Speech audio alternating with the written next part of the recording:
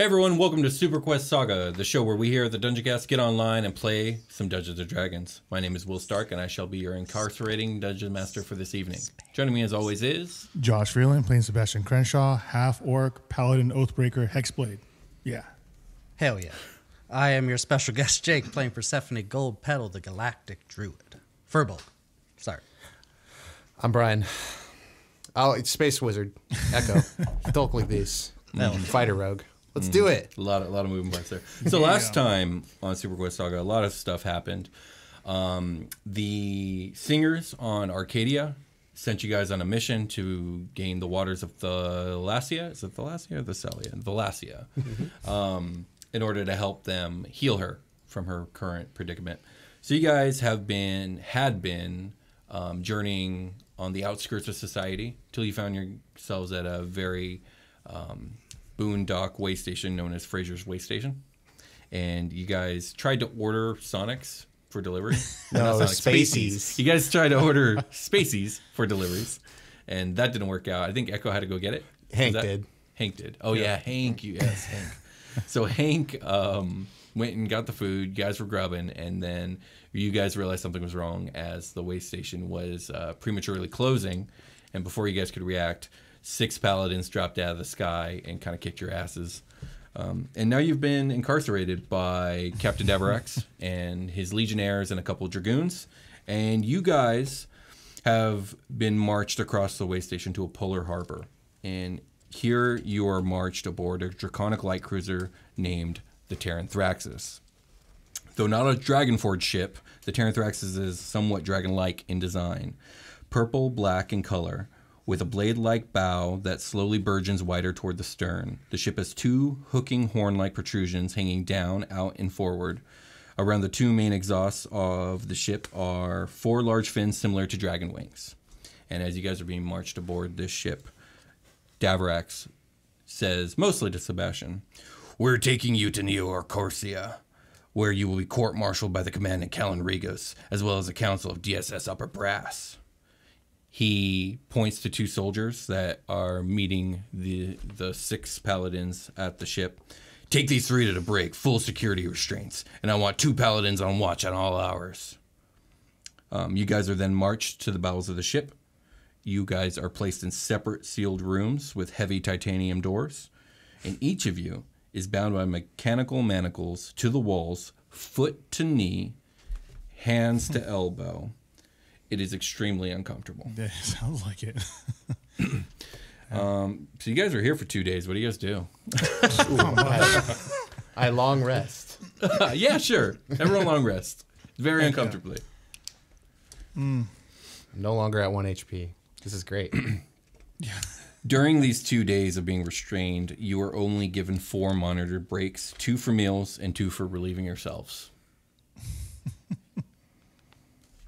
Do you want to do anything? If you even can you do anything? Oh, I can do everything. What can you do? I can get out of here whenever I want. Can you? You can't move your hands. I can just... Oh, well, I guess I should figure out how spells work. How do these shackles inhibit my wild shape capabilities? I'm not sure. Do they change with me, or... I said, do they change like with me magically, or it's less like their manacles and more like your hands all the way up to the elbow are embedded into the wall above you. Oh, sure, and it's up your legs up to your knees, so you're like mechanically locked into this wall. Yeah, all 3 of you. Yeah, I can get out of here whenever the fuck I want. How does your wild shape interact with restrained and all that, Jake? Do you know? Let me look that up. That's an excellent question. I'm not sure, because I don't think there's any sort of like semantic sort of like components to it. It's not like I'm doing a spell or anything. What about you, Brian? Do you need semantic? No, verbal everything. Everything that I would do right now to escape is verbal. Oh, wow. No semantic. Except for maybe my big one. It wouldn't matter because I can get out first. And yeah, every teleportation thing is verbal. Neat. That's very handy to know. I guess like there's 2 people like on the prowl, so I can't like, it's hard to have a conversation about like I just saying to my comrades like I can get the fuck out of here whenever. Like, yeah, that's true. There's supposed to be 2 paladins on guard with you guys at all times. I guess I'll just like try to speak thieves' cant to these dudes. Well, they can't hear you. You guys are all in different rooms. Oh, my bad. Yeah. That's cool. You've all been separated. The two paladins, though, they are on the outside of your guys' doors. Like, even though each of you doesn't know where the other is, each of you knows that there's paladins right outside your door. Okay. And you guys know that there's at least 4 other paladins, but maybe more aboard the ship. The ship could probably have a crew of like 30 people. Ooh. Yeah, I mean, that limits things. I'd have to like get an idea of like my surroundings outside the ship to feasibly do anything useful. Yeah. I can knock any lock, although it will like alert people, but then I can just teleport, like literally. I got Misty Step, I got Dimension Door, I got Thunderstep. Right. You also don't know if your ship is on board or not. I think you could bet that it probably is. Yeah. But it could not be. And even if it is, though, you don't know where it is. Yeah, like if I turn on like Find Ship app on my bracer and like get free, you know what I mean? We'll say you guys were definitely stripped of all your equipment, though. So no armor, no weapons, no bracer jacks, all that's been taken off. Oh, that's a bummer because I'm just trying to be Hank. Sorry. So I guess when they take your bracer jack off, do you turn into an elf? Yeah. Like, Yeah, or the whatever really that item. shocked. I actually don't know what that item is that does that. I thought Is it was my bracer connected to your jack? bracer jack, yeah. I kind of like the idea of almost everything interfacing with my armor, so my bracer jack became part of my armor definitely. and things like that. How would one remove my nanobot armor? Well, I don't know if they can. Where's a nanobot armor stored normally? My blood. Then you're good. They're not. What are you going to do? Drain you? You're good. You still got the nanobot It's armor. like on my clothes, and my body and stuff. Yeah, it's not absolutely. like it's literally like Tony. If I don't want it to show, it won't. Yeah, sort of then thing. you're good. Okay. Yeah, you So still then have I'm that. still Hank. Can I be Hank this episode? I mean, there is a device that you were given that you started your character with that gave you this free transformability. Yeah, I I thought don't- we worked it in your bracer jack. Yeah, but I just picture every single thing I do interfacing with my armor. So like, I know that sounds super convenient Just for right fine. now, but it's Fine. literally how it works. You can be Hank the Bullywug. Yeah, fight you I'm on back, this. baby. What I'm about just you a two? sad bullywug. We Just discussed chained up. extensively how Echo's not going to do anything. So what about you two? I didn't see anything in the PHB that said anything about not being able to transform. While restrained. So at some point, do you like try and break free? Because I imagine it's gonna be pretty loud when you do. Right, and that's Oh, Echo's would plan it? is to be patient. Like he can do stuff himself, but he's worried about his compatriots. He can't like, without any more information, he can't just go start doing shit and like risk dying. Yeah. Yeah, I think after getting the galactic space bird smacked out of her, I don't think she's gonna I don't think Fair Percy's going to be like, okay, this is a fight I can win if there are 30 of these people that just whooped our asses. So I think she's gonna also stay patient, but Okay. I guess ready if anything happens. We're all just waiting for each other to fucking make some noise. Just do something. All right, Sebastian, what do you do, if anything? I want to try to commune with Ramazal, if possible. Try to communicate with That's him. interesting. I don't know if I can or not. I am just reach out a little bit. Yeah, you can try to do that. Give me a religion check, I suppose. It made it into the show. I say that into my work office, just kind of intermittently. And it gets it's a echoed 12. like 7 times. It's a 12.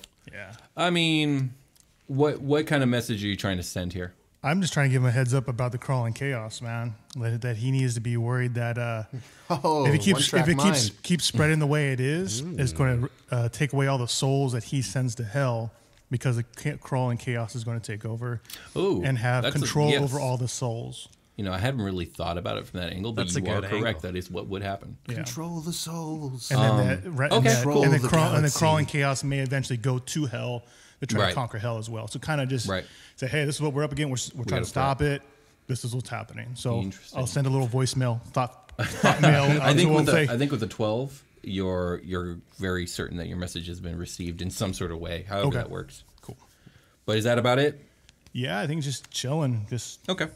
waiting it out. So Like a villain. Yeah. Villain's Rhyme game was real strong. No, synopsis. on the night of the second day of your guys' incarceration, Sebastian, you have a fever dream. It's hot. A hot fever dream from hell. Sebastian, you become aware, and your body is burning with a searing inner heat. As a matter of fact, I got to take these headphones off so I can like say this without confusing myself. Your body's burning with a searing inner heat. You feel an exhilarating thrill of violence in your heart. You stand in the center of a cathedral with polished marble floors, magnificent stained glass windows, and an opulent vaulted ceiling with mosaics of warriors. Surrounding you are scores of your former legionnaire brethren. Weapons drawn, they charge you from all sides. Without hesitation, you summon forth a blade of shadow and flame. Effortlessly, your blade passes through your brothers in arms as their eyes burn out, and pathetic whimpers of horror escape their throats. But you care not as elation washes over you and your vision runs red. Sebastian, you awaken, still in your bonds, but the smell of brimstone fills the air. Oh shit. You notice that the lights are out, and the room is dark. Oh shit. The door to your cell is wide open, and a dark armored figure steps into view. The individual steps forward and begins to undo your bonds. And then another steps in the room as well. Both of them have heavy cowls obscuring their faces, but the one standing back speaks. Greetings, brother. Our mutual master sends his regards and requests your presence on the flight deck. You will find your companions in good health. You may free them, if you wish. Oh shit. Are they wearing jeans? No. Sebastian, you're loosened, and the one who loosened you hands you a key, and both leave very briskly. But as they turn, you swear you catch a glimpse of one of their faces, and it looks like Iron Legion Jake. Yeah. Yes. Hell yeah. Oh And they leave the room. shit. What do you do? Shit. I proceed out. I kind of peek around outside the door, look around, see if there's anything going on, and Okay. proceed. So the first thing you notice when you peek out of the room is that the two who freed you are not there. They're gone. They vanished. Shit. The next thing you notice is there's two dead paladins on the floor with their eyes burned out. Oh, Shit. in hell. All right. Do I know where Percy and Echo are located? Are they like next to me, or like in that general hallway that I can just know where to? You don't go? know. Okay. But you do notice all the doors in this hallway are open. Okay. And there's three other doorways in this hallway. Okay. I'll go check out the doors. See Okay. if they're in there. There's I'm not going one to say anything. I'm across trying to be from quiet. your door, still. and okay. then there's two 30 feet to the right. Okay. So I'm going to one peek you in check? the one across from me. See if there's Okay, anything. in there. inside you find that it is Echo's chamber, and he is asleep, manacled to the wall. Oh, cool. I want to approach slowly. Say, Echo, wake up, Echo. Huh? Oh, what's up? We got to get out of here, man. I got a key. Oh, shit. Okay. You're still hanging. I misty step. Okay, so yeah, you get out of your Why room. did you do Hang that on a second. earlier? Hang on a second. Oh, hey, your shoe's untied, Sebastian. Oh, it is, huh? He looked down. I'm behind you now. Stupid. And you're now doing this? You didn't do this Made you before. look. Yeah, well, I didn't want to die. What's up? Good point.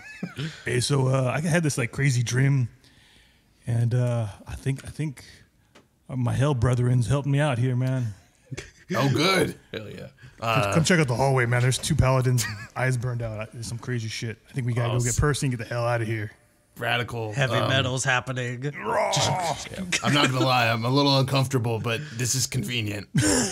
Sebastian, you'll remember that one of them told you that your mutual master sends his regards and requests your presence on the flight deck. Yeah.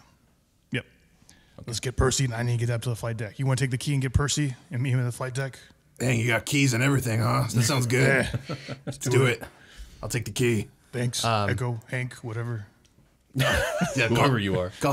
Echo's fine. That's a code name, so you can keep calling me that. Gotcha. But Hank is good too. All right, cool. Code name Hank. Okay, so that sounds like you guys are splitting up. Sebastian, are you headed for the flight deck? Yep. Okay. Echo, you were given a key. What do you do? I'm gonna go stealth about, and Like, I can become invisible if I want to and do that, if that's going to help. But I'm just going to be stealth until I hear somebody coming and then try to become invisible if I have to, or teleport away. Okay, go ahead and give me a stealth check. We'll start there. Okay. Me. Whatever this is. 14 plus, like, fucking 11 or some shit? Yeah, you're super stealthy. 9 plus 9. So as you guys exit the room, you realize there's really only one Plus direction. 12, sorry. Sorry, everybody. Stupid. Very stealthy. You guys, when you guys exit the room, you guys realize there's really only one direction to go down this hallway. It dead ends one direction, and the other direction there's a couple more open doors, and then it keeps going forward to some stairs. Okay. So Sebastian, are you just going straight for the stairs and leaving Echo behind? Well, if we're going the same direction, I'll just follow. We'll just go together at that point. I thought it was in the opposite directions, but if they're in the same direction, go the stairs and to the other doors. Let's split up. Let's split up. The same way. Hey, how you doing? Okay. So do you guys look in the open doorways? Yeah. There's one on the right and one on the left. I'll look in the one on the right. I'll look at the left. Sebastian? Do you look in the one on the left? Yeah. Okay. It's the one on the left. Percy's in there, asleep, manacled. Okay. Let me just skip by. Oh, yep. I gotta like move around Big Sebastian. Oh, sorry. Yeah. And I'm a chubby bullywug. Okay. Percy. Yeah. Percy, wake up. Yeah. What's Hey, up? it's time to go.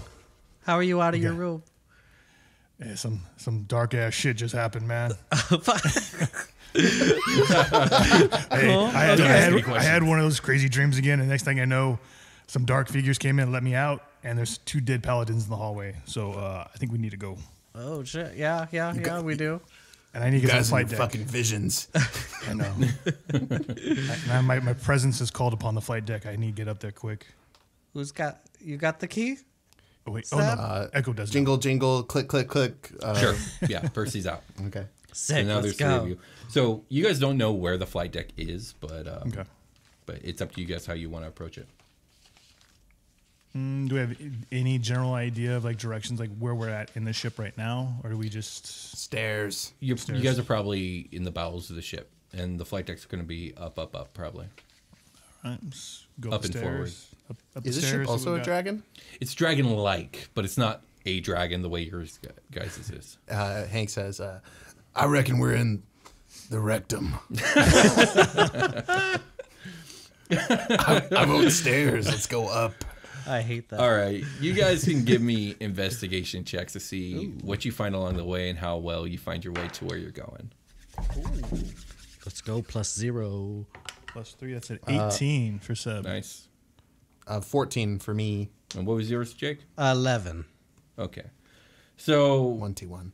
Sebastian, with your knowledge of like Legionnaire ships and just ships in general at this point, you're able to find your way pretty quickly. And every hallway you guys go down, you guys find more dead Draconic Star Sovereignty and Legionnaire forces with burnt eyes out. Oh shit. And you also notice you come across 2 figures that they're dragonborn, and they are notably stripped of their armor. And you have an inkling that those were probably the dragoons, and they've been robbed. Oh shit. And eventually you find your way to the upper decks and then the elevator to the flight deck. And when you find your way here, you guys find a 4-chaired room, roughly the same size as the flight deck on the Dragonforged. Okay. There are 2 dead crew members in here with their eyes burned out. But lying in the pilot's seat is one Captain Davarax's body. His eyes are not burned out, but he has been stabbed in the chest with a longsword. His armor is soaked in blood. There is the flight console before him, and it's completely dead with the exception of a single flashing red button. What do you guys do? Oh, Cappy Daffy. Let's stroke his hair. A lot of stabbing today. A lot of slicing. Get more like his tendrils. He's Dragonborn. in the last couple days, yeah. I don't want to approach the terminal and approach the red blinking button. You press it? Yeah, if there's nothing else around, I'm going to push it, see what happens. Okay. Whoa, whoa. Hey When guys, you here we press the go. button, a hologram appears above the pilot's console. Oh, phew. The hologram depicts a close. swirling, undulating mass of red and black, giving an unmistakable impression of blood and smoke. 2 glowing eyes emanate from behind the mask. Oh wait, it changed my mind. You guys hear Ramazal's voice. And I'm going to take my headphones off. You can interrupt me if you want, but this is going to help me read better. Gotcha. I'll help you with the... Yeah. Greetings, Oathbreaker. Your gratitude is not necessary. I have only preserved you because it serves me to do so. You are to repay me with your immediate service. If you have chosen to retain your allies, then I call their favor due as well. Ooh. Contracts with me, unlike your antecedent organization, are binding, and forsaking oaths made to me demand swift retribution. It is on such a reckoning I am dispatching you. Long ago, I entered into a contract with a powerful sorceress who desired to become an unrivaled terror upon the galactic seas. Plunder and power paired with eternal life to enjoy it to its fullest. Upon her I bestowed an artifact of eldritch and abominable design, the Soul Eater. A device that can devour and store the souls of the weakened and the dead. With access to unlimited souls, the sorceress could eternally maintain her undead form. In exchange for 1 in every 10 souls she consumed, the Soul Eater would be hers.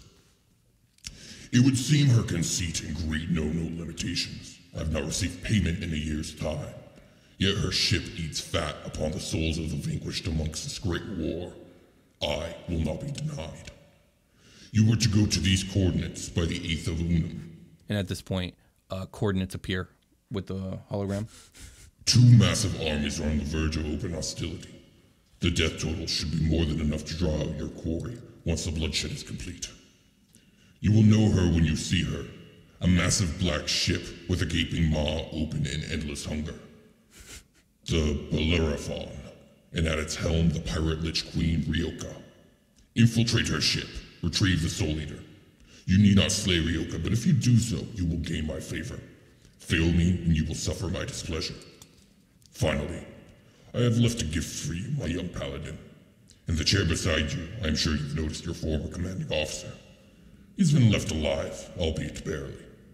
Claim his soul in my name before you leave. That will be all.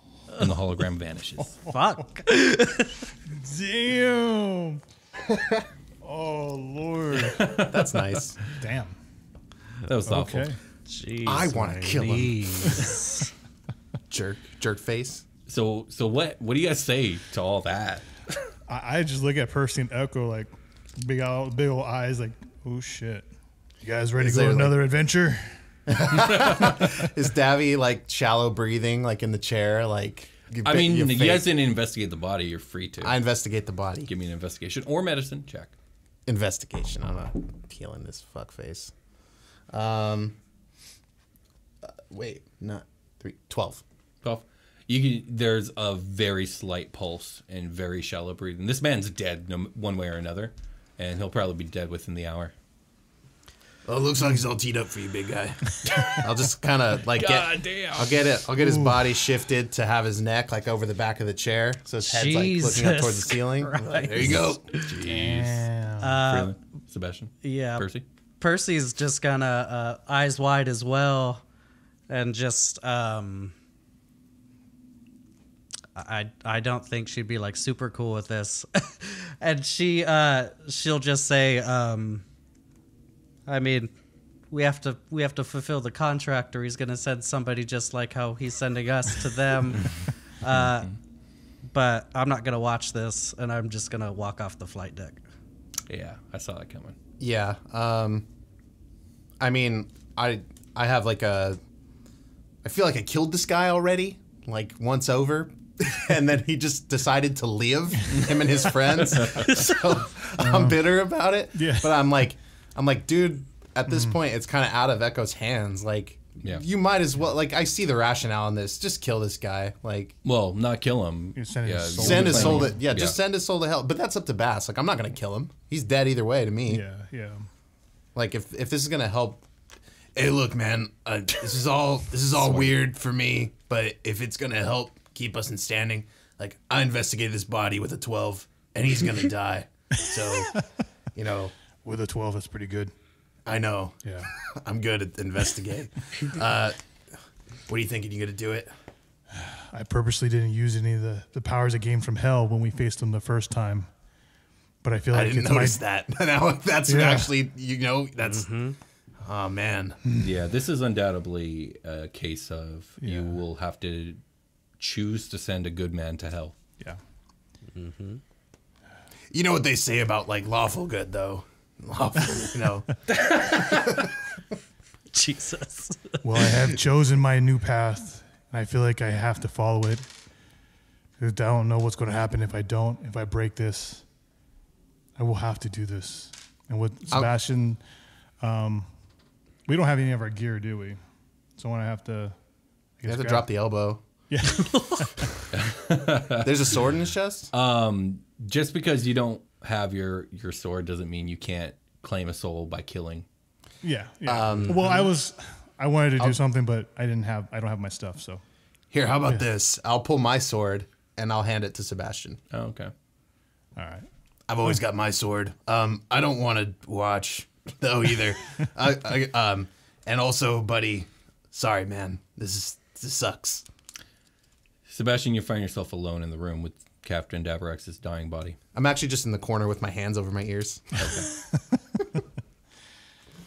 I think at this point, Sebastian's going to mumble something in orc under his breath and then plunge the dagger in the back of his head, like up to the head Okay. of the sword. Kind of like a quick little death to the back. Kind of hold the front of his head and just Just kind of pop that cerebral cortex. His eyes burn out as his soul is sent to Nessus, or I guess Kaboros. oof. And I'm just going to stand there over the body, just staring, not moving.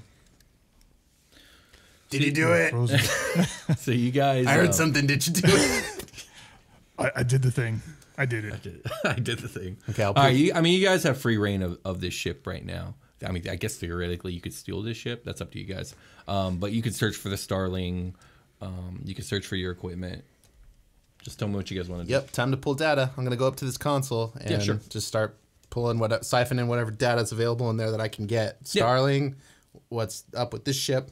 Okay. Is there a tracker on it? Can I disable it? Can I sell this ship for money? Ooh. Good thinking. Go ahead and give me a use computer check. Okay. Am I proficient in that? I don't know. I'm gonna say I am.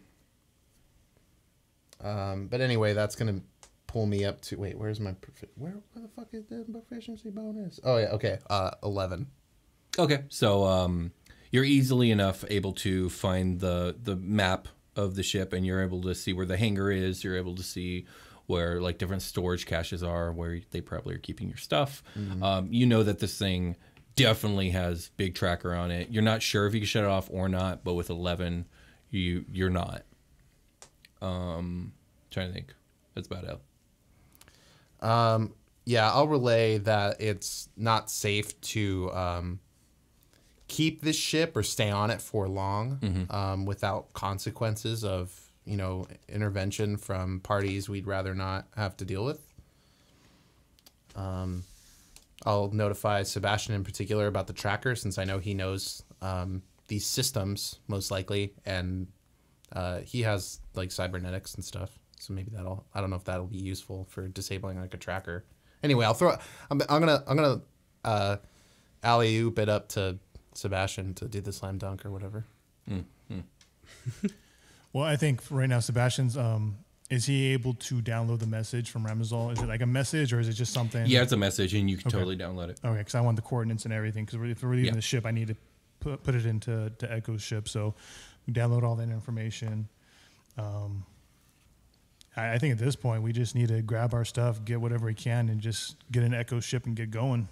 I do want to check Davarax's body though, see if there's anything on him. The sword that was put in his chest is a +1 longsword. That's all right. I just wanted to see. Grab it. Yeah, might as well for now until we Give me a find my stuff. Constitution saving throw. Oh no! Oh, It was a trap. It's a mimic. that's a 14. Not good enough. Let me see here. Where are my D10s? What the fuck? but the long sword is Yay, cursed. No, it's just holy, and he's unholy now. Oh. Oh. 10, Ouch. 6, It's gonna burn. 15, Burn with the light. 2, 5, 7, 24 plus... What's 24? 31 radiant damage to you. God. Echo's damn. gonna You can't like, hold the sword. yeah, Echo's gonna like drop kick Sebastian off of it because you shouldn't have your like feet burning, like, planted when you're trying to remove somebody from getting electrocuted. You just see me guys like light up like a Christmas tree, like, "Ah!" It's trying to find ground. Oh my god! Thank you, Echo. What- Oh, Shit, man. gotta be careful. Oh, when I start mean, grabbing shit, man. stuff. Yeah. Oh, shit. I'm gonna be Echo again. There's nobody here for Yeah, to be yeah. Hank. Okay, so that happens. You can't grab it. I'm sure one of these two could if they wanted to. Not after that. Okay. Well, like, can I do an Arcana check to see what happened specifically? Maybe I'll know data. Sure. Okay. Roll good dice, please. Shit, yeah, that's fucking awesome. 19 plus 9. So what's that? 28. Yeah, you know that this is a sword that was like christened by an opposing religious order, and like by him touching, he's not allowed. I'll tell that. Like, you can't do this shit anymore, man. You left this all behind. I forgot, man. Now I know. I want to remember that next time. I think we're good, Percy. Do you want a +1 longsword? No, I'm okay. I have no use for it. All right, so I take it you guys are going to move on. Yeah. All right, you guys find your equipment, and you guys find the Starling unhitched and ready for takeoff. So someone left it ready for you guys. All gassed and everything. Mm-hmm. Yes. You guys hop in. Oh, you have to pay for fuel up front. Yeah. You guys hop in and take off. Do we want to do anything cool with this ship? Do we want to like send it into the local star or like what's up? Do we need to? No. Oh. Do we need to do anything except for save the galaxy? Yeah, no. Well, no, if we no. do destroy this ship, there might not be any records of what happened here that we even escaped. That's Which what I I'm guess- thinking is like, let's burn this bad motherfucker. Yeah, I Like, think it's a send good it idea, into the Echo. local. Is there a local space battle we can just kind of propel this thing into the middle of and let it get torn to shreds? I think the toss it in the sun thing is smart. No, like wreckage to be Go had. through. Yeah. Yeah, like remote hyper jump Yeah, it into yeah. the nearest star. Yeah. Why? I'll need a good use computer check to get that all Ooh, programmed up. There you go. Okay. Come on, Echo. This is Come a on. military Come vessel. on. It's got some passwords and shit. This die hasn't fucked me yet. This I like your session. idea though. Do so some let's rogue go. shit. Oh yeah, baby, that's a 17 plus 4. You're good. Yeah. You get it. You put it. It's hyper jump on like a timer, so it's timed to jump in 10 minutes or so. And you set it towards crashing through a star. Yeah, Hell and then we're gonna jump to like a view of it in the Starling, so we can see the shit go down. Okay. Yeah. Sure. Sure. Yes. Absolutely. Yes. So you guys get in the Starling after doing this. You exit the ship, and a communication starts coming in over the radio. Over my radio, Over your radio. is it? Starling radio. Yeah, so it's elf people or You whatever. don't know that? I don't have like a screen, like a is it a Caller private ID? caller? What's I mean, up? it does. It's Spam. not the encoded message you would get from your people. Okay. Potential spam. Oh man, we're busy. All right. Everybody, stay cool. Be quiet. Boop. The voice of someone you guys don't know necessarily comes on, and it says, "You've done well, brother. I give you one last parting gift. You may want to take the tracker they placed on inside your arm out." Oh. Oh. And then the communication ends, and then you guys see a ship you didn't notice before hovering like a mile out, hyper jump, and it's gone. There go Iron Legion, Brian and Jake. Oh shit. And that's the last we'll probably see them. That's dope. We're evil, Brian. Evil. Knew I liked him for a reason. I should say Black Legion, Brian and Jake. Yeah. All right, so I'm gonna try to see if I can find this tracker in my arm. Then. Yeah, give me a cybernetics check, or you can spend an hour. No, let's see if we can do it real quick. Quicker I can Yeah. get it done. So. Ooh, that's a 13 plus 4, 17. Yeah, that's pretty good. You go delving around looking for a tracker specifically, and yeah, sure as shit, you notice they had a tracker on you probably since you were on Sovereign. Oh, damn. That was Interlude 3, so Damn. they've been tracking your location the whole time. Oh, shit. Assholes. I don't know. Take it out and throw it inside the ship. Okay. So leave it behind. Let it burn up in the star. Okay. So they think that I went with it. We could. There's so many options here, though. But I guess that's good to just burn it up. Okay, so you guys are gonna jump ahead to watch the Terrenthraxis burn in the sun? Yeah, so like if we're sending it in a straight line into the sun, I want an angle of the absolutely. star. You guys get front row seats, and yeah, you see this big draconic light cruiser just bullet into the sun, and like the heat from the star start to just dematerialize it layer by layer, and eventually just completely disintegrates. Nice. Interesting. Popcorn? So at this point, you guys know it's Virtus the 35th. It's 8 days until the 8th of Unum. What do you guys do? What do you guys decide to do in these 8 days? Okay, so we don't have time to go do our fucking juice mission. No, definitely not.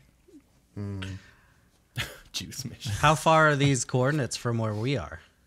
5 days. 5 days? So we have technically 5 days worth of jumping and flying. 3 days of... It's well into Goblin Republic space territory. You guys right now are in the middle of the DSS. Let's make a plan. Let's find somewhere safe and make a plan. And I've got safe places. Let me take my boys to a safe place. Okay. You know that the nearest safe place that you have that's between here and your guys' final coordinates is a moon called Jexic. Jexic. Do you head there? Yeah. Boop, boop, boop, boop, boop, boop, boop. Jexic. Let's go. After 2 days, you guys can get there pretty quickly in comparison to most other places.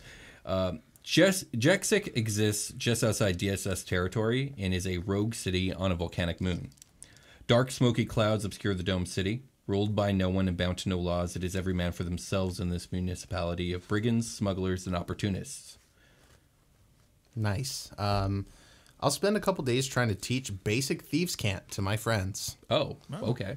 Yeah. Sure. If we have downtime like that, then I'm just going to this has come up far too many times. I'm going to switch out cantrips to make this work. Okay. So I'll probably end up dropping this worthless ass mending cantrip that takes 1 minute. And How many times have you tried using that in combat? There's been at least a handful. You're like, oh, damn it, I can't do it. No, it doesn't work. Oh, no. I did it in, I mended Prim's toy. That's you right. did. That's right, you did. And that's and a gas can or some shit like that. And I ignored the 1 minute thing. But we weren't in combat or anything. Just hold the doll for a minute. Yeah. So you're using a cantrip here? No, when I level up, I'm going to switch out my mending cantrip. You two, give me intelligence checks to see how much of these can't you even pick up.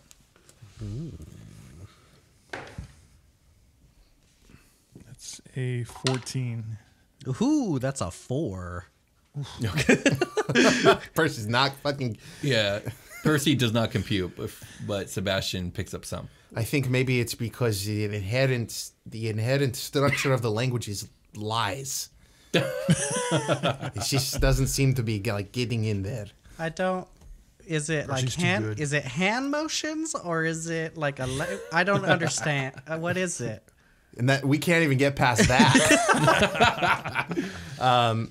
That's interesting because I haven't had to use it yet, and I thought I wasn't sure if I was gonna get a chance to use it. But I feel like it would be good to have basic commands mastered between at least some of us. So if we lose our bracer jack, and if we can't talk to each other in a normal way, it might be good to just be able to signify trouble somehow, or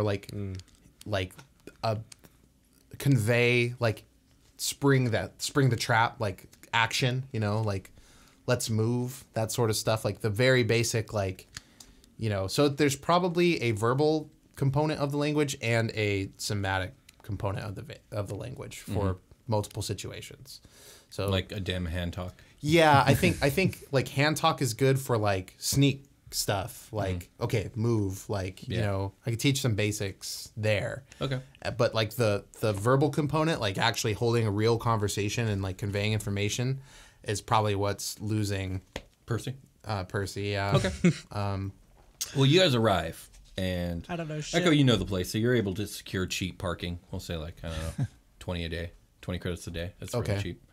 Best, you have 20 credits a Oh, day. yeah. You guys are broke still, aren't you? Yeah, I got you. Well, theoretically. I got you. So, Jexic is a really rundown town, mainly used by smugglers and illegal drug. What's the word I'm looking for? Cartels? Peddlers? Not but yes, there are peddlers here, but a drug Lord? cartel, drug cartels and stuff like that. The people who live here, they're not raising families here. It's Okay. Well, I'm looking for just wherever we're gonna I'm looking for a buddy here. Okay. Like, You 'cause I know should a be able to guy. sleep for freezies and on the low key. Yeah, you know a guy who you have a pretty good rapport with. His name is Jimmy Ruffles. He's a Duergar who works an illegal arms shop. Oh, yeah. He will accept all kinds of payments, and he has his ways of, like, he'll be able to figure out how much you got on that card and how to get that card and all that other stuff. And it sounds like you guys are going to go on a dangerous as hell adventure against a Lich Queen. So maybe you guys need to up your arsenal. Yeah, I I'm agree. basically to these guys. I'm like, maybe we need to go talk to Jimmy. I think it's a good idea. Let's go to Jimmy. I thought it would have been like I always picture his name's Jimmy Ruffles, so I always picture him as Eric Okra, but he is Duergar. Hey man, I go what you wrote in your thing. I know. I should have made him. He is a Duergar. Yeah. Yeah, a little gray bearded, like no personality, like just not no personality, but like a blank stare always, just like he's definitely deadpan. yeah, deadpan. That's a good Okay, word for so it. you guys find your way to a small rundown shop called Granger's Adventure Supply. Echo, you know that this is just a front. You go in, and it's like real basic equipment. You can tell no one actually buys anything here. Yeah, there's a game poster on the back wall, and I lift it up, and there's a switch behind it, and then a staircase opens to my right. Yeah, sure, that's what happens. Yeah. Yeah. I was going to have you use your Thieves' Camp, but we could do that instead. Okay. Yeah. Team Rocket's downstairs. Team Rocket's downstairs. So you guys go down this narrow stairway, and it leads to a small room with a countertop and a plexiglass screen, and behind that plexiglass is also like metal grating, and behind that is a Duergar with short white beard and a really cool looking white mohawk, and well muscled, probably stands about 4'3", and Jimmy, it's been a long time. Oh, you. Or Echo, it's been a long time. Your name is Sorry, Jimmy. my name's Jimmy. You're Echo. Echo, it's been a long time. Jimmy, it's good to see you. You get taller. You know I didn't. Oh my god. So what do you need, Echo? We need help, Jimmy. We need help real bad. You know I got what you need, I know you do. but you got what I need.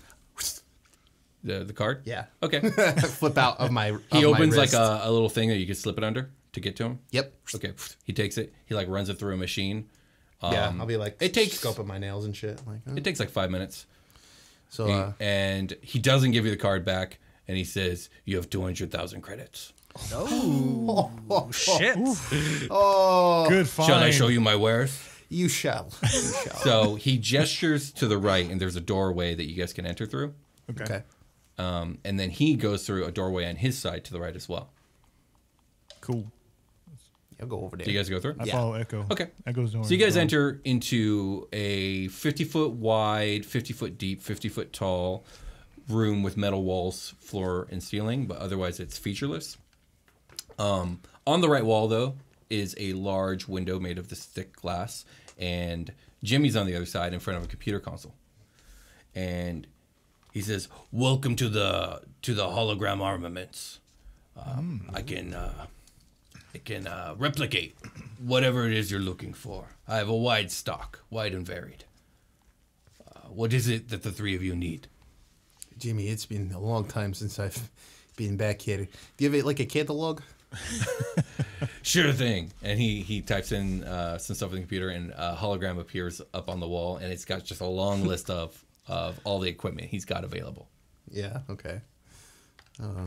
So how do you guys want to approach this? I had you guys send me some magic items. We're going to reflavor them. How do I turn on the filter on this? Oh, wait, no, I got it. Okay, sort by +1, +2. Okay. Are there pictures? Yeah, Yeah. definitely. Okay. Yes, hell There's yeah. probably like you can filter it and then click something. It'll pull up a photo, like a description. Hell yeah. Some really So good stuff. well, let's get into the mechanics of how this is going to work. Yeah. I had you guys look through the DMG, and I said, look at items that are either rare, uncommon, or common. Yeah. The way this is going to work is rare items run at 50K, uncommon items run at 20K, and common items run at 10K. Okay. And we can go from there. All right. Well, let me bring up the list that I sent you. Yeah, I already know what I'm getting if the group is cool with it. Yeah. So what do you want to? So I picked out Echo's greatest weakness that has been exploited over and over again is his shit HP. And even though it's a very powerful 69, it's just simply not enough. So I chose an Amulet of Health. Which that one's going to run me 50. That'll be 50K. Okay, so there's my big boy. So you say what do you say? Ooh, like look at this. I look at Giant Sebastian and his big arms and shoulders, and then I look at Persephone and imagine all the bonus HP that she gets. He's like, what do you guys think about this one for me? This is gonna raise my con score up to +4. Yeah, you'll get a +4. It It raises your Constitution to 19. This is gonna give me a little damn. extra juice. I mean, like I used to never get hit by shit ever before Jimmy I met starts you typing, guys. and he presses enter, and right in front of you, Echo, a red talisman that you pin to your shoulder like materializes, and it begins to fall as soon as it's done materializing. Do you catch it? Yeah. Okay. Do I need to slide a hand? Jimmy says, "Go ahead and put it on. Try it out." Yeah, cool. I'll put it in like my diaphragm, like Iron Man. Okay, cool. And immediately you feel like this magical energy booster fill you. You just feel full of vigor. And your HP climbs by however much that makes your HP climb, which I think it's like like 30. 30. Yeah, we'll 30 or figure something it like out that. later, but Oh, yeah, jeez. it's And he's like, that'll run you 50K. yeah, it will. He enters it in, and then yours disappears because it wasn't real in the first place. Oh dang! There's a lot of veins were in my neck, and now they're not. I thought about that item as well. I did too. That was on my list. I mean, you can all get one, I suppose. Yeah, So we're You got the budget for it. we're sharing 200K, Yes. right? Okay. Yeah. So now we have 150. Just so I don't know what the level of all the shit that I sent you was, Will. So I don't know how to make this decision. I didn't mark if Let me see something was here. common or not. I have a list Yeah. sorted by rarity, so let me take a look at some of your stuff that you sent me. So the one that was most important was the bracers of defense. Let me see here. That was the big one. Because I want to raise my AC when I'm Percy. So I'm pretty sure they're going to be rare. It probably is. Yeah, they're rare. Everything- So that's 50K. Okay. They'll give you a +2 to AC if you're not wearing armor or shield. So the stipulation, I'm wearing the future light armor, right? And we had done it as You are. We had done it as studded. I was gonna Yes. see if we could just get rid of that no armor and shield shit, and I could still wear that plus. Okay, The- that's the- fine. the I can accept that, bracers. miss 14 AC. Yeah, yeah, it's pretty bad. it's 13, so that's why I was like, dismal. shit. Yeah. So, Yeah. That's 50K if you want them, and he'll type them in, and it'll be just like 2 plain bracers. yeah. But then he's like, we can also style them however you want, and he starts like typing stuff in, and like you get like different animals or like floral or whatever you want. It's free embroidery. Yeah. Ooh. A laser etch message. Yeah. Okay, I do want that, and then the. Okay. Well, Freeland, what were you thinking? Just so We're I down can to 100K now. Freeland. make this I mean, decision. Okay, Freeland, I'm sorry, but some of the items on your list you'll never be allowed to have. I'm sorry. It's Okay. so It's too OP. OP. Oh no, for sure. I just picked out the ones I was like, oh, those are cool. Yeah. Like, yeah. Your like slots are full for like AC boosts. Mr. 20 whatever AC never gets hit by shit. But I came up with some cool names for some of your wands that you picked because I thought those were fucking cool. Yeah, yeah. So Jimmy's looking at you, Sebastian. And he says, "Nice arm you got there. Does that thanks. double as a cannon?" Oh, you know it does. And I'll I have the got wrist some- go in and like open up the cannon. I was like, yeah. He's like, "Oh, I definitely have some upgrades that should be compatible. Let me yeah? see." And he starts typing stuff in. He's like, "Oh, we call this one the Supernova," and he like types something in, and then like this big canister appears, and it has like this fluid in it that glows like a bright orange red. Okay. And he says, "Attach that to your forearm. See what it does." It's I'll like, do it. let me upgrade, let me upgrade. And Jimmy and Bass are having like a fucking grand old time. Yeah. So, Hell yes, I so what do you grabbed it. do? Freeland? Do you I'll try attach it. Yeah, for sure. Okay. So yeah, you do that. You go to use like your cannon arm, and you feel like this heat coming off your arm. Yeah, yeah. And all your side panels start glowing orange red, and then a poof, fireball bursts out. Oh, hell and yeah. Explodes. So with this, you would be able to cast fireball. I think up to 7 times a day. Yeah, yeah. Ooh, you did the wand of fireballs. I was also Yeah. thinking that those wands were super dope. Yeah. And then he goes, "I have a couple more. I got one we call the Needler, and the other one we call the Fulminator." I'm curious about Fulminator. those. What do those Okay, do? which one do you want to try? The Fulminator. Hell yes. Okay.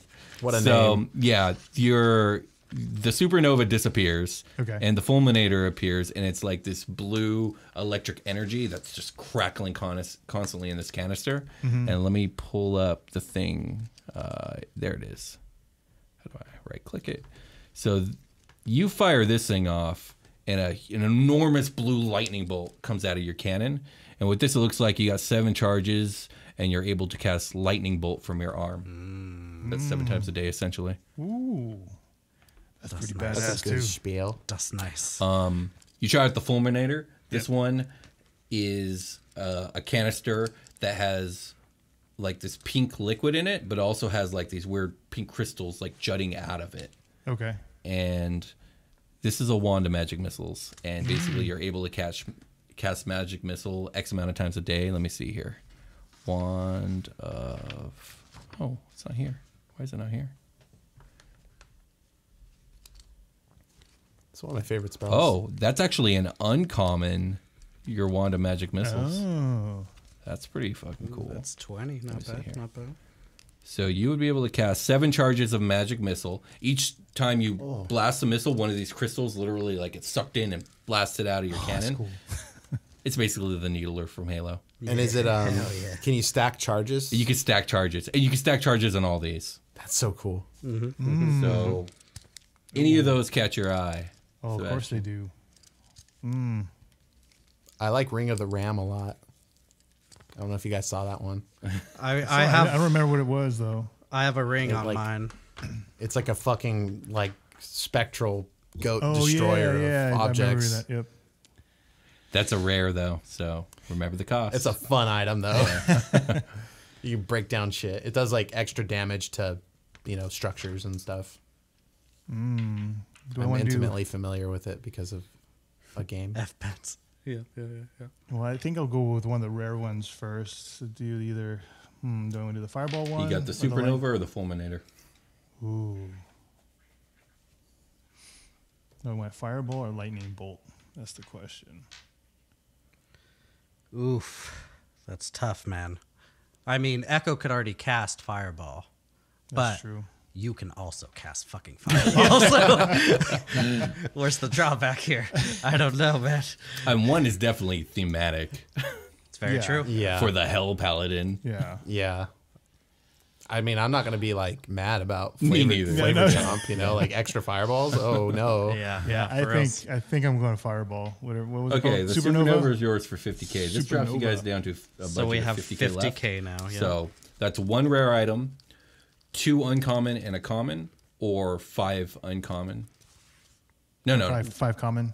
No. Yeah, 2 5 uncommon and a common, or 5 common. Yeah. There we go. What was my so I have Cloak of Protection on That's my an list. uncommon. That'll be 20K. Okay, so I have mine picked out. Okay. So that means one of you guys, there's 30K left after that. First, let's go over the Cloak of Protection. So Yeah. do you type that in? Yeah. Okay. So he holograms it for you. And it can come in any color you want. It can have a different tailoring. It can look basically however you want. But it's made out of this material that can project a force field intermittently. And it gives you, what does it give you? Like a plus something to Plus AC? 1 to AC and a plus 1 to all my saves. Yeah, there you go. So you got a plus 1 to all your shit. So it just makes you a little harder to hit. I'm looking at it like this interface is so well already. Like I can see like where I'm going to attach it. Basically on my bracer jack, I'm like doing a little drawing of what I would look like. And if anybody wants to look up, like basically it looks like blonde hair coming out the back of me. In like a like Zero? Yeah, it's gonna look like Zero's cape. Okay, that's badass. That's Yeah. dope. Okay, cool. All right, 0.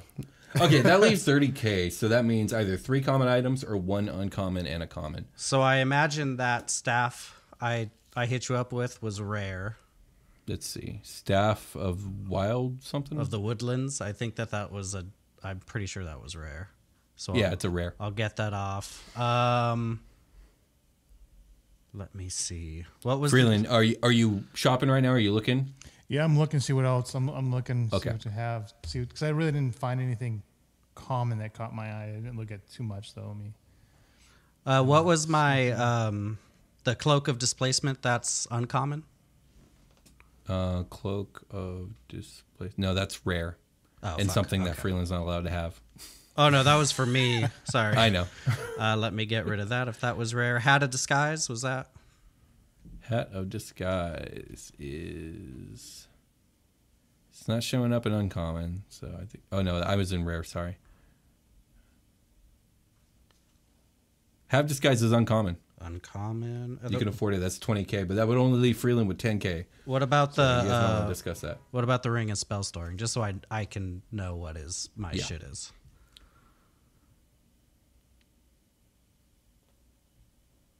Ring of Spell Storing is rare. Fuck. Okay. And I can always, pull back on my my cloak, like if you guys really need to, because I want some change left over so I can pay off a debt.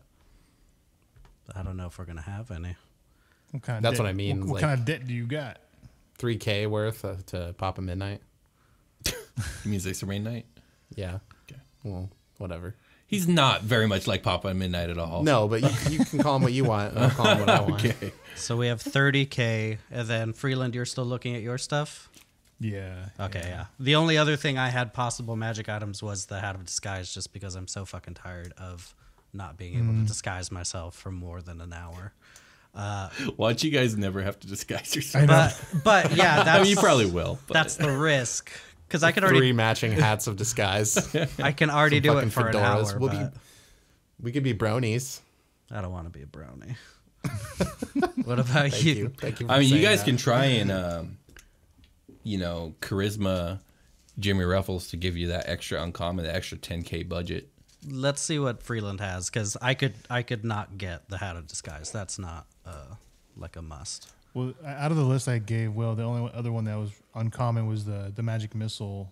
Stuff. So I mean, it's only going to cost you a bonus action to swap them out. yeah. But then if I do the uncommon, then Jake's stuck with a common one. So Right. I'm willing to I'm okay with give that. up. I don't really know.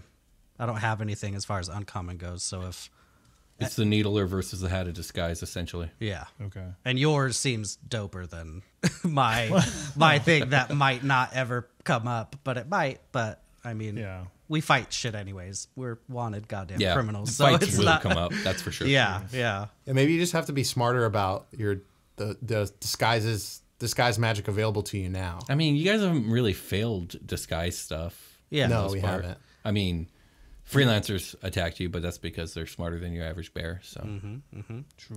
So yeah, Freeland, if you want to get your like the AC boost was all I was after. So if you want to get your Needler, Okay, yeah. we'll have 10K. So you want the Needler? So I'll talk to Percy. Hey, Percy, so I really got my eye on that Needler adaptation for my arm here. Is it cool if I get that? Yeah, of course. Is there anything you want? You just let me know. But I mean, the Hat of Disguise was dope, but it's not necessary. I could already kind of do it, but it's only for an hour, and we get caught anyway. So I think the Needler will benefit us more. And then Echo, you can, I guess, keep the 10K to pay off Zacerbane. Hey, Jimmy, I need a little extra on top. I know we're dropping a lot of money here. I don't think this is going to be unreasonable. You hear me out? Give me a charisma check of some sort. Okay. can I assist and kind of give him a little Sure. help on What do that you say? one? Yeah, man. I think we really want these last 2 items, but if we can't get the one or the other, I don't know what we're gonna do. We might just have to take some back home, some money back home. Okay, you get a +2, Echo, on top. Can I guide him also? Well, you should. Sure. Yeah, I'll put my hand on his shoulder and be like, the galaxy wants us to have these items. Echo, let's go. Is there a way? I don't want to just like start doing shit. But is there a way I can form this to be a lie, so I can roll deception instead of persuasion? All right, what lie do you got? You see, my mother's very sick. She's held up in a hotel, and Sympathy, got it. I need to get her 3,000 credits, but I also really want this rope, Jimmy. I think for the 10K, can you give me the rope and send 3K to my mom? Okay, go ahead. Okay, here we go. Dice don't fuck me now. That's a 16 plus 8 plus all that other shit. Yeah, that's more than Yes. And he's like, for an old friend, yeah, I'll throw in the rope for free. Thank you, Jimmy. Can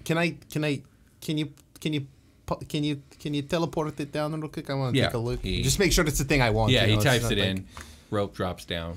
What does it look like? What does it do? Well, that's interesting. What does it do? I don't know, but it smells heavenly. It smells heavenly. That's so stupid. What is this made out of, Jimmy? Do you want me to actually say? The dankest rope. It's made out of the dankest shit I've ever seen. This is what it looks and smells like. Okay, Jimmy, I don't even care what it does. I need a rope. I need it to be good. Is it good? It's magic, right? It's good. I've never seen another rope like it. Me neither. This is super good rope. This is like 100 feet. This is great. Yeah. Okay. So he'll throw in that for free. Nice. The dankest rope. Were you guys trying to get the hat too? That's what I was thinking we were trying to do. I was trying to... That's not as important. If I would rather pick like a different uncommon thing if that's what we're doing. I mean, I'll whisper to Jimmy, I could get everything to you guys for your full budget, but then he won't be able to pay off his Zacerbane debt. Yeah.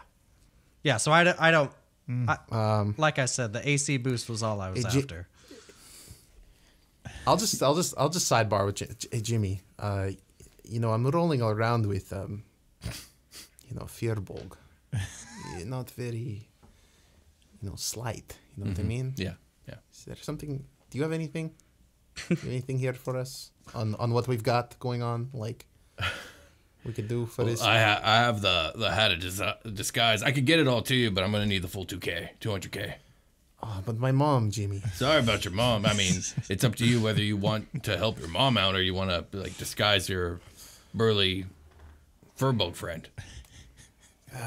I'm looking around at my friends. I mean, I just threw in a free dinkus rope. We could take that back out, and then you No, get the hat don't and get the money. ahead, don't get ahead of yourself. Let me talk to these guys. I'm just making sure that since we're here and you're the guy, and Jimmy, you're the guy. So just, I know, I'm the guy. Yeah, okay. Well, hang on a second. It's really okay. What's up, you guys?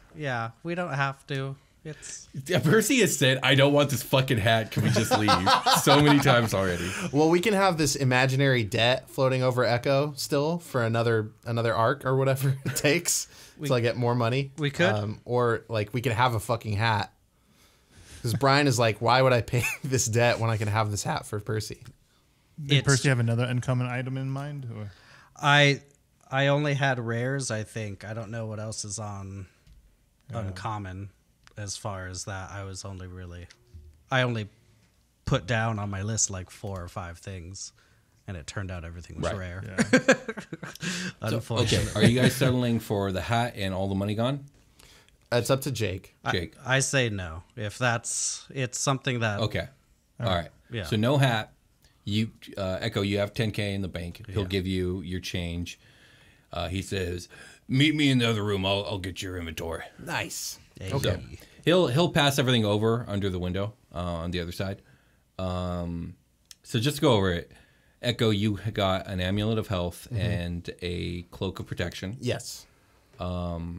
Sebastian, you got 2 upgrades to your cannon, the supernova and the needler. Hey. Hell yeah. And Percy, what did you get again? I got the bracers of defense. Gauntlets. Oh, the bracers of defense. Yeah. Okay, cool. A lot of defensive stuff. Yes. That's cool. I'm perfectly comfortable sharing this fucking awesome rope. Yeah, and you got a rope. It's fucking dank. Yes, the dankest rope. You have to be careful. This thing kind of stinks. So, you guys are outfitted up. Is it time to head to the coordinates? Is it time to? Well, I mean, like we're good.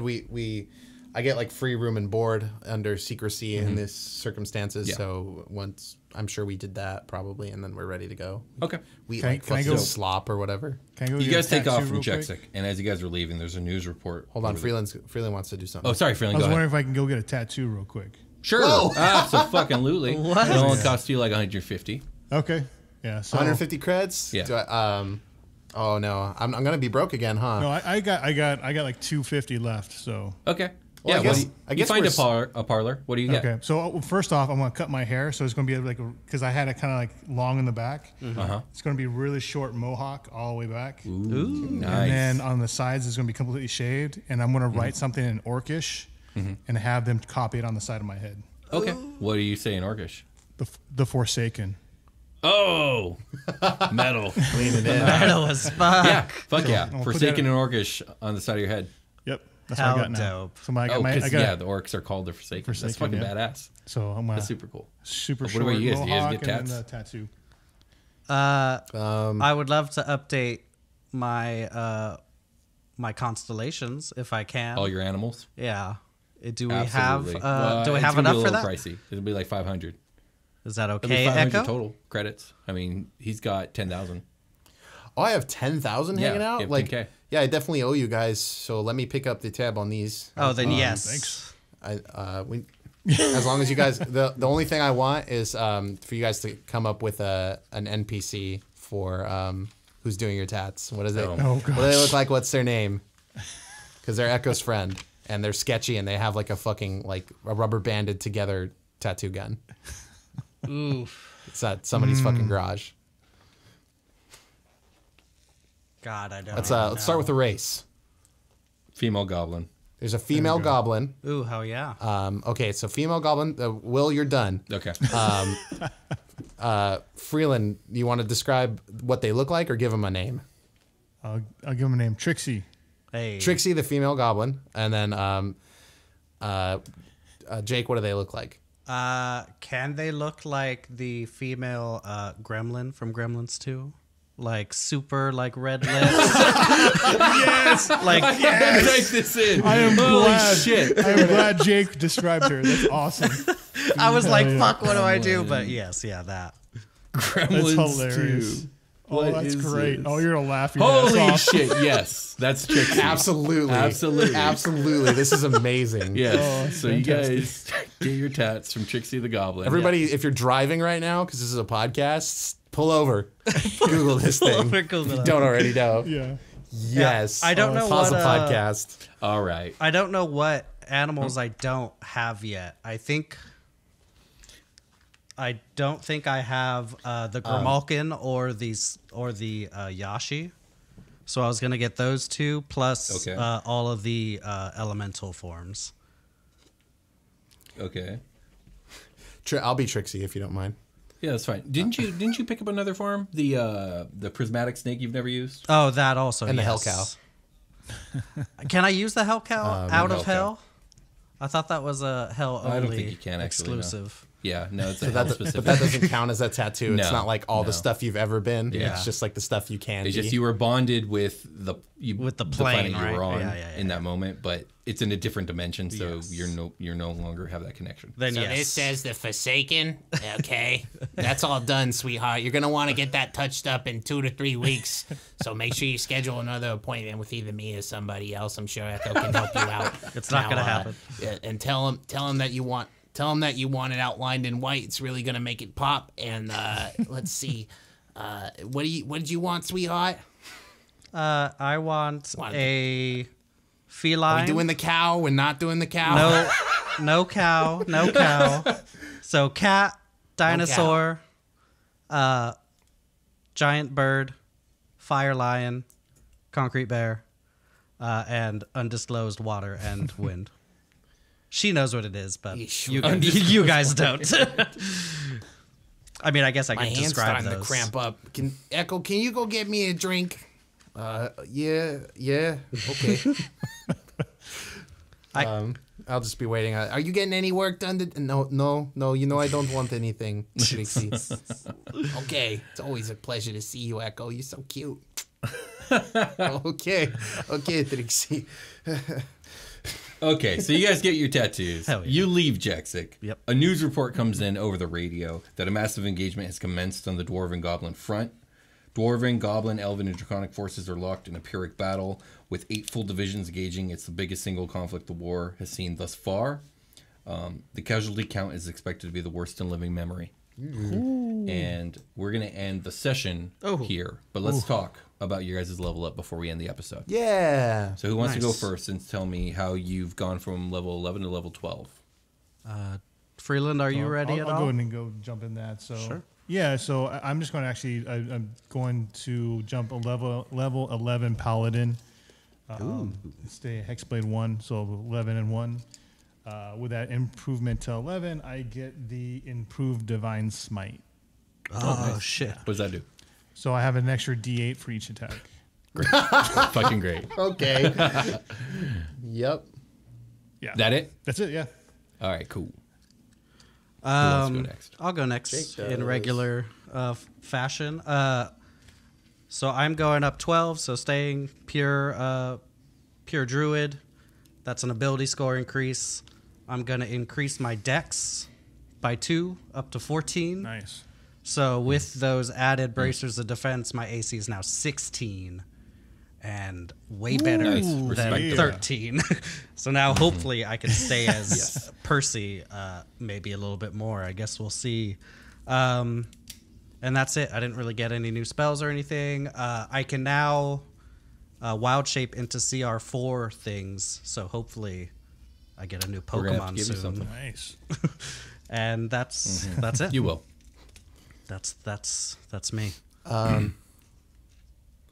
I'm going to take a level in Rogue. This is going to be my second level, which is very fitting for this episode. I did all kinds of Rogue stuff. True. That's going to give me my Cunning Action, and I believe a D8 to my health.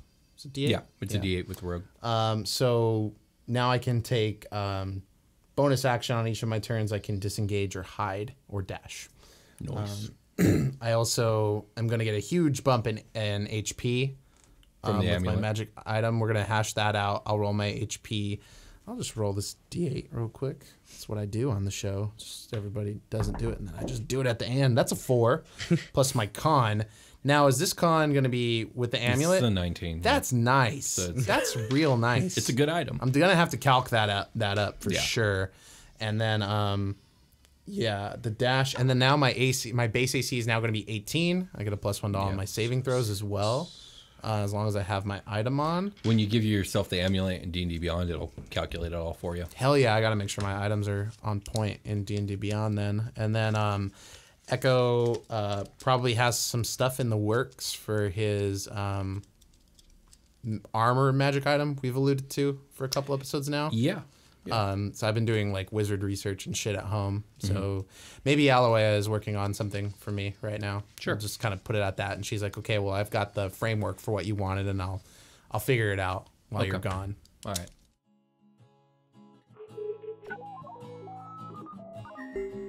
Codename Echo. I hope you are well. I've completed the analysis of your most recent acquisitions. They are compatible and will make for interesting additions to your particle guard alongside my original proposals for upgrade. Sharp as ever. Thank you for taking the time to do this, Aloe. Codename Refrain. You know as well as I do this line is secure, yes? You're too much like father. These protocols are set in place for a reason, yes? Yes, sister, they are. Now, you received my circuit designs, I did, and they are built to specification. to the very last detail. Good. Processing should not take more than a few moments according to initial readouts. Are preparations completed on your end? Of course. Feel free to begin at your leisure. Refrain. Bonding with the Starling complete.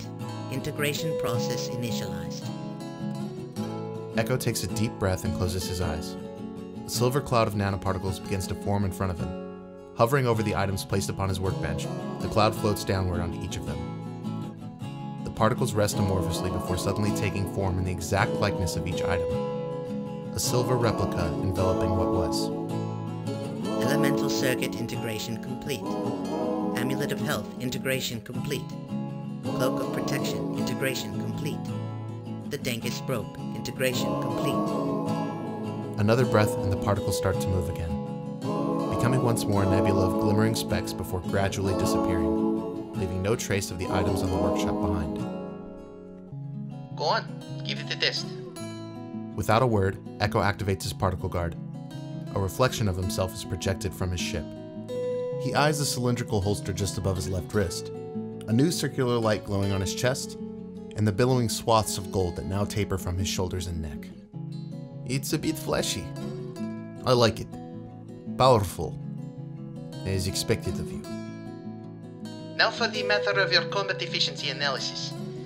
It is lacking. The fighting habits you've acquired in your travels, while versatile, are incompatible in terms of your untapped potential. Training and other physical aspects you've maintained could prove meaningful, but do not translate well to the intricacies of the Bladesong as things stand. I assume this is nothing you do not already know. Yes, but there is no time for training now. There is too much to be done too soon for that. With the upgrades to my armor, I am powerful enough now to do what must be done. It is unwise of you to place such significance on the physical, Echo. You continue to forget our mother's teachings.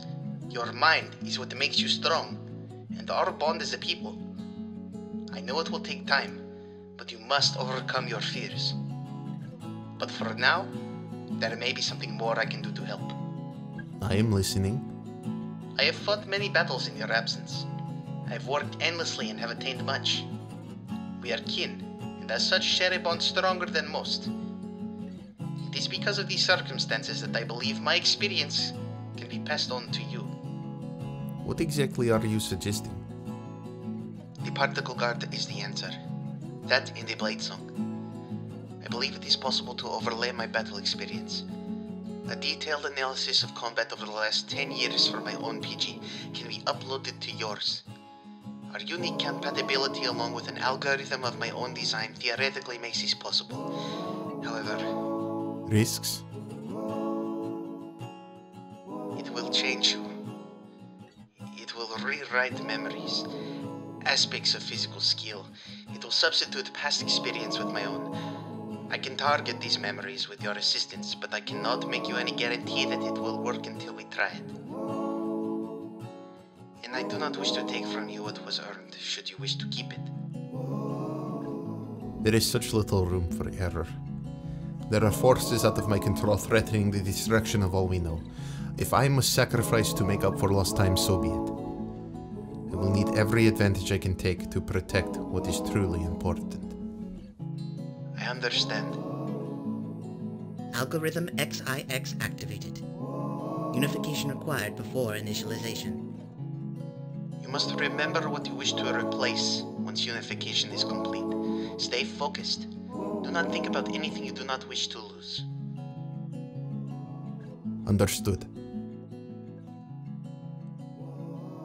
We must speak our truth. Brother and sister. The two activate their Bladesong. When shadows cast upon my heart, the light of mind remains. Our spirit summons forth our song, united once again. And with our power comes a call to forge the world anew. Ignite our mighty spirit and remind us of our truth. Rewrite sequence initiated. Please maintain unification. Sacrifice in exchange for power. A price Echo is willing to pay to save those he wishes to protect. He remembers his time away learning new ways to fight, his old teachers. But then he remembers something else instead. The hard-fought battles of a warrior much like himself, or rather who he used to be, and a piece of himself is reborn. Algorithm XIX complete. Rewrite successful.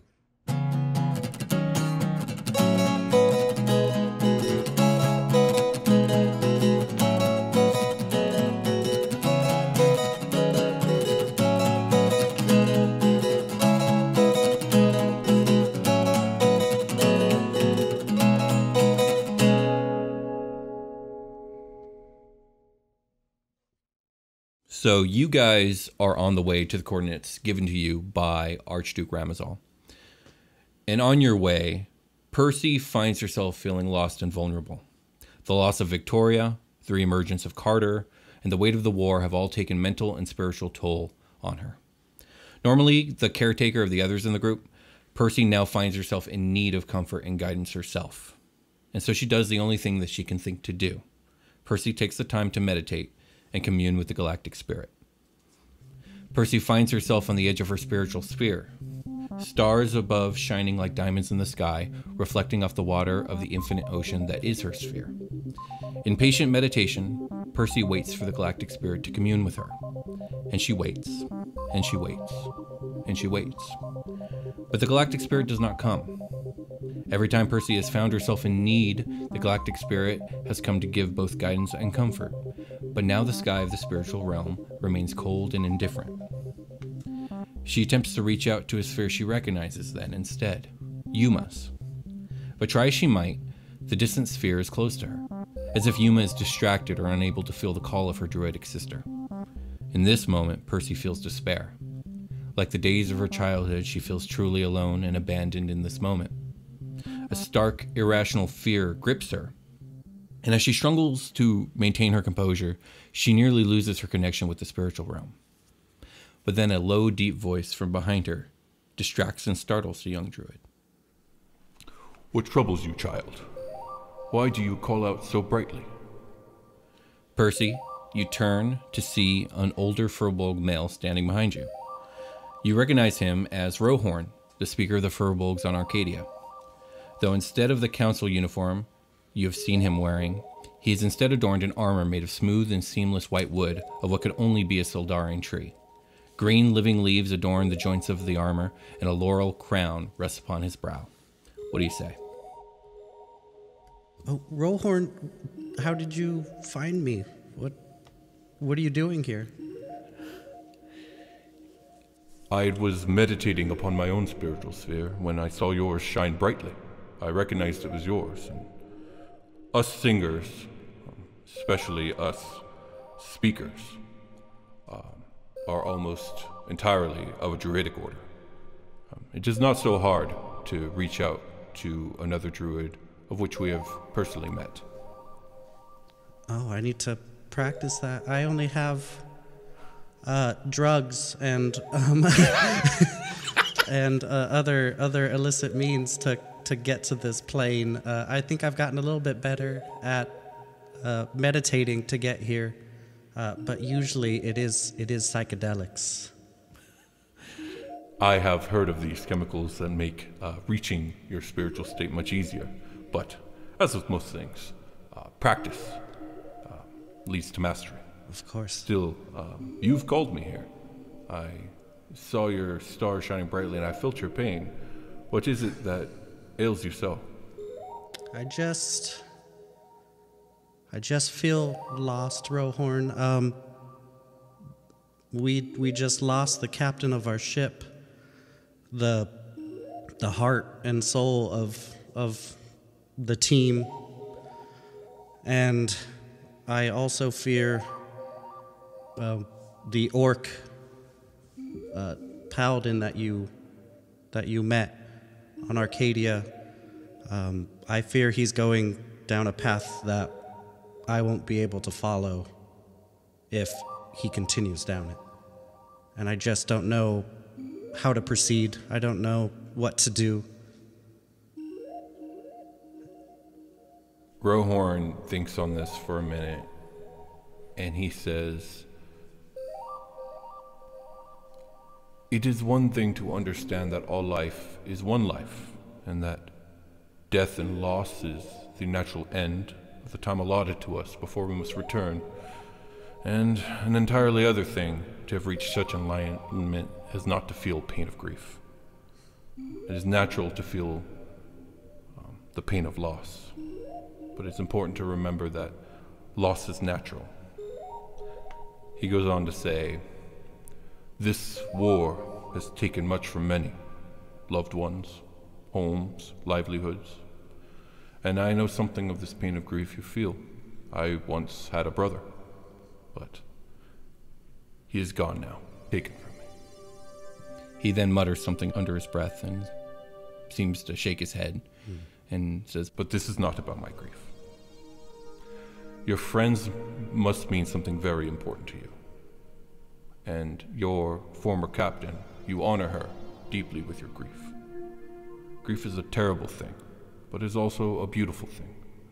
It hurts deeply and profoundly, and yet it is love-persevering loss, reminding you of something cherished. Still, it is also dangerous. A grief overindulged can be intoxicating, leading to acts of anger, resentment, self-pity, and self-harm. It is okay to grieve, young Percy.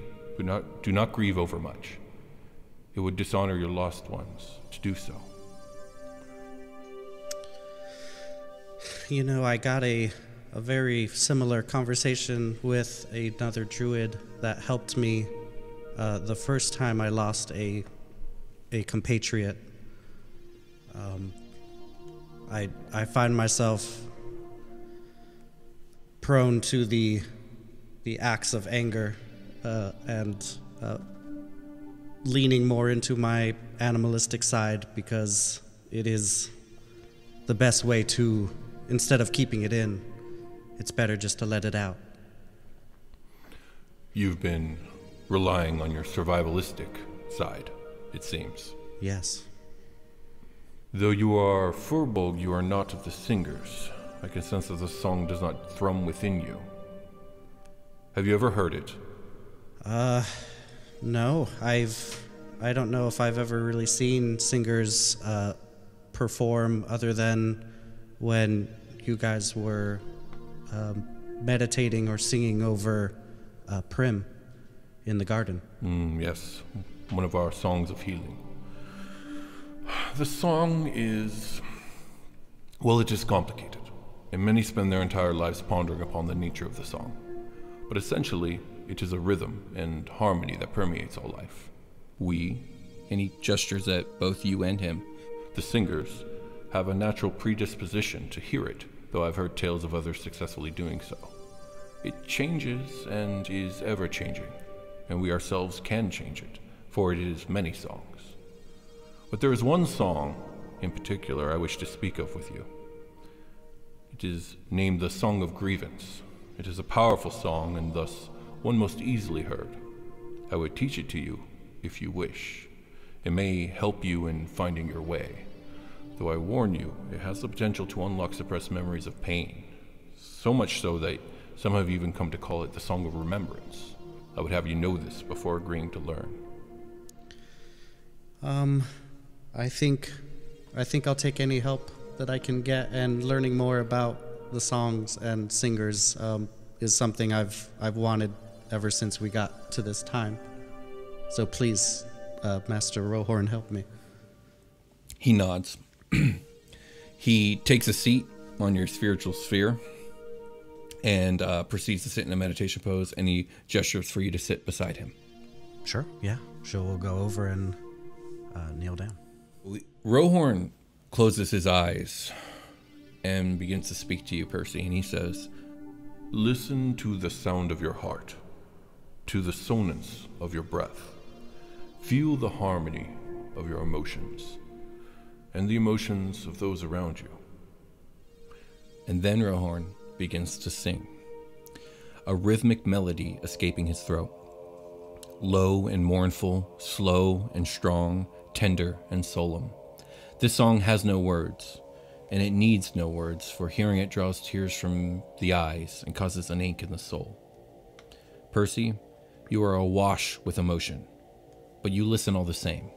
The song seems familiar somehow, as if you have sang it before, and soon, before you realize how or when, the song is escaping from you as well. You feel it to the core of your being. It vibrates to the base of your heart and your soul. It pours from you. It is you. And the memories pour from you as well.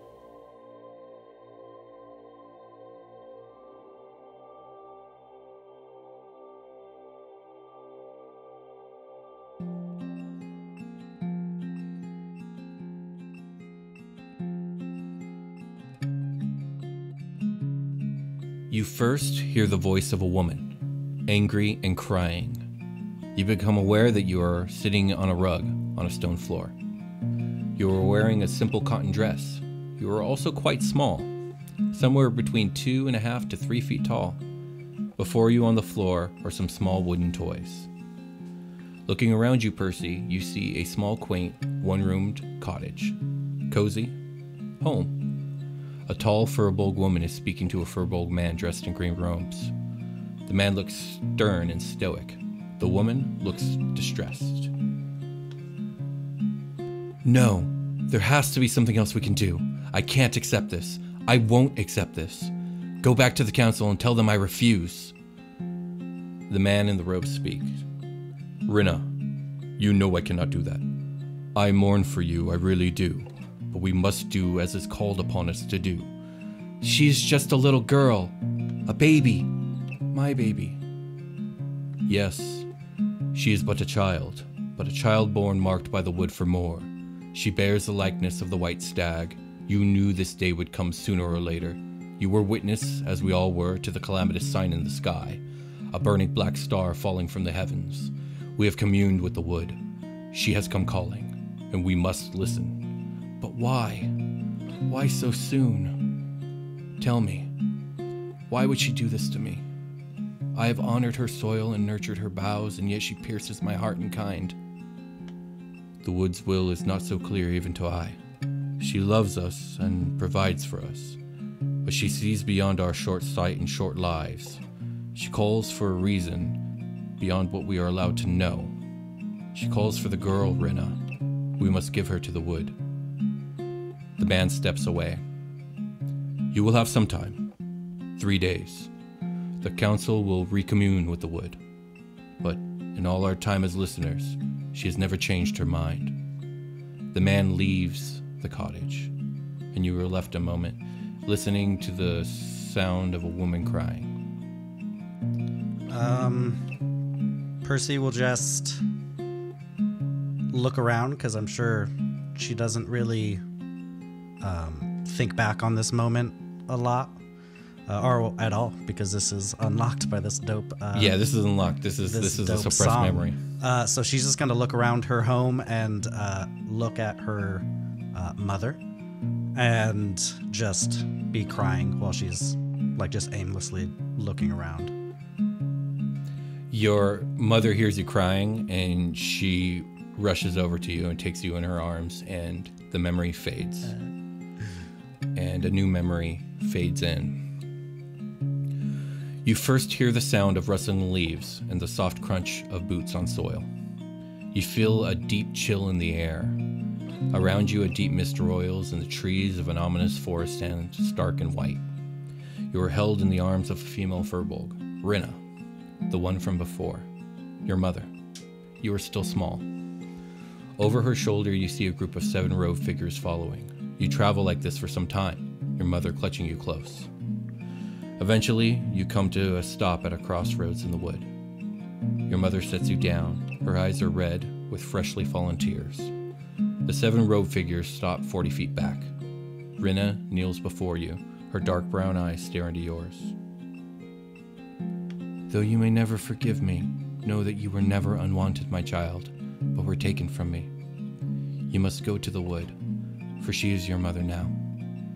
If you can remember one thing I tell you, though you are still just a babe, you must learn to listen, my Persephone. Listen to the wood, and she will protect and provide. Listen to her song, and I will listen too. And know that you and I are still connected through her. Remember to listen, my child. Rena hugs you and stands and begins to walk away. As your mother's form begins to fade in the fog, you cry out and begin to make chase. And in that moment, a sudden strong wind picks up and causes you to trip and fall. Dizzy, you slowly stand back up. You are still standing at the crossroad, but the fog has grown thicker. The sound and the sight of your mother are nowhere to be found. You are alone and it is cold.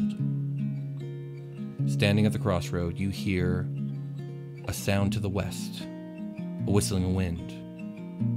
And then you hear a sound from the north, a babbling brook. And then you hear a sound from the east, the eerie cooing of morning doves. What do you do? I think I would go north towards the babbling brook. Water feels safe, essential. You wander down the path for some time, and eventually the fog breaks, revealing a small stream running through the wood. And standing at the stream, drinking from its cold waters, stands an enormous white stag. It towers over you as it looks up from its drinking. And when it sees you, it steps forward, and it appears to begin walking past you, but right as it comes up to your side, it stops. It leans down on its knees and lays before you. It is apparent that it wishes you to mount. Yeah, I'll jump on. That sounds awesome. Very brave 2-year-old. Let me just tell you that. Oh shit. I mean, yeah. I feel sure, yeah. I feel like I would have some sort of like kinship with animals at this point, and yeah, I feel like this is absolutely. something that she's always had. Sure, absolutely. And the moment you are upon the stag's back, it immediately stands, turns back from whence it came, and you two together travel deeper into the wood. And here the memory fades. A new memory fades in. You first hear a snarl of a beast. A great boar stands before you. You are grown now and strong, a survivor, taught well in the ways of nature. Shown her many forms by the wood, the boar charges, its tusks aiming to maim you. You call upon the form of a bear and become the bear. You swipe at the boar in one strong motion, and you tear out its throat with one more. Dinner. You spend the day taking the meat back to your quaint hovel. You skin and carve the beast, cook a hot meal, and begin the preservation of the rest. And then you hear the call, the wood. You venture outside to find the great white stag waiting for you. And again it kneels. Do you mount it? Yes. The stag carries you through the wood and over the rivers. Through the night you travel, till you find yourselves at the wood's end. The stag stops. It kneels for you to dismount. I will do so and give him some scritches under his neck, and maybe give him He deeply enjoys the scritches. give him some carrots or some sort of veggie that I have on me. He happily eats the carrots and veggies you have on you. Hell yeah. And just say, thank you for the ride, and turn towards whatever it is I'm looking for. You find yourself at the wood's end and see hilly plains out before you. This is further than you've ever traveled. You've never left the wood before. And behind you, the stag seems to stare into the distance, into the unknown outside. I will look towards the horizon. You do this for a time, for just a moment. And then when you turn back, the stag is gone. You feel a great sense of loss. You know what the wood is telling you. You must leave. It is time. You listen one last time, and the Song of Grieving fills your heart. But is it you or the wood that grieves? It is impossible to tell. You turn to walk away, and the memory fades. Percy, you awaken with tears in your eyes. You are back on your spiritual sphere. Rohorn is still beside you. But above you someone has joined, for above you stands the Galactic Spirit, a great bird of cosmic light and life. And it lies its head down before you and looks deep into your eyes, the same way your mother did. And then it begins to sing. It is singing the Song of Grieving, the Song of Remembrance.